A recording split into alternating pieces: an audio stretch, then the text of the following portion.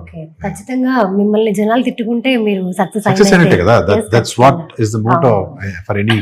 ఆ సినిమాలో సోను సూద్ ఎంతమంది, but look at him how big his become. So and దీనికి ముందు చేసిన ఓటీటీ ఫిలిం మాయ సభ, సో దాని రెస్పాన్స్ ఎలా ఉంది? బికాస్ ఇట్స్ ఓవర్వెల్మింగ్ అండి, హ్యూజ్ సక్సెస్. ఇప్పుడు లాస్ట్ వీక్ లో it was trending on top 3 India wide, almost close to 2.8 million views, which is a big number for a Telugu show. And not just in Andhra or Telangana, Mumbai lo kuda a lot of people are watching it. Unbelievable appraisals, positive reviews, word of mouth.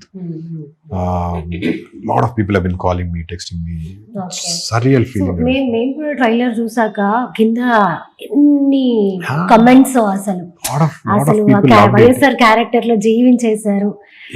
ఇలాంటి చైతన్య కదా మాకు కావాలి, ఇలాంటి characters కదా మేము చూడాలి అని చెప్పి ఆడియన్స్ కూడా లాట్ ఆఫ్ లవ్. ఎస్పెషల్లీ నాకైతే అసలు ఎన్ని కాల్స్ ఎన్ని మెసేజెస్ అసలు. అండ్ అలాంటి రోజుల తర్వాత ఇది థియేట్రికల్ గా ఇంత పెద్ద సినిమా రిలీజ్ అవ్వడం అనేది ఐఎమ్ వెరీ ఫార్చునేట్. బట్ చాలా తక్కువ టైంలో 2 పెద్ద సినిమాలు, మంచి ఆపర్చునిటీస్, వెరీ లక్కీ, అండ్ మంచి ఫీడ్బ్యాక్ కూడా ఆడియన్స్ నుంచి. అంటే ఈ మూవీ మాయ సభలో దాని గురించి కొంతమంది పాజిటివ్ గా మాట్లాడుతున్నారు, కొంతమంది నెగిటివ్ గా మాట్లాడుతున్నారు. కావాలనే దాన్ని అంటే పొలిటికల్ కి సంబంధం లేకపోయినా దానికి కావాలని అందులోకి తీసుకెళ్లి దాని గురించి కాంట్రవర్షియల్ చేస్తారండి. అంటే ఇప్పుడు వెన్ ఒక పొలిటికల్ డ్రామా, ఒక స్టేట్ కి సంబంధించిన డ్రామా చెప్తున్నప్పుడు ప్యారలల్ కంపారిజన్స్ చేస్తారు. బట్ అది కాక ఏది చేసినా, ఇప్పుడు మ్యాసభకనే కాదు, వేరే ఏ సినిమా చూసుకున్నా కూడా అందులోకి ఏదో ఒక రోల్ తీసుకొని ఎవరితోనో కంపేర్ చేస్తారు. It's just fictional story. దాన్ని ఫిక్షనల్ స్టోరీ లాగా చూసి నచ్చితే ఎంజాయ్ చేయండి, లేకపోతే జస్ట్ లీవ్ ఇట్. దాన్ని ఏదో చేసి దాన్ని హైలైట్ చేసి నోబడీ వుడ్ వాంట్. నాకు అసలు ఎవ్రీబడి యునానిమస్ గా అందరూ ఎవ్రీబడి ప్రైజ్డ్ మీ.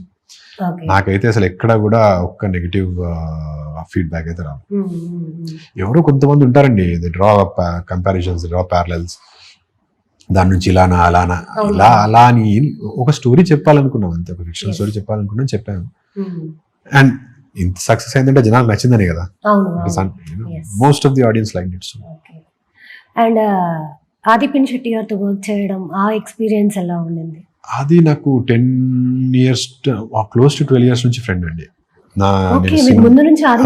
ఆస్ట్రేలియా నుంచి వచ్చేసి ఇంక సినిమాలో ట్రయల్స్ చేస్తున్నప్పుడు, యాక్టింగ్ ట్రైనింగ్ అదంతా చేస్తున్నప్పుడు అక్కడ అదే స్టూడియోకి డాన్స్ రిహార్సల్స్ కోసం వచ్చేవాడు. అది అక్కడ పరిచయం అయ్యాడు.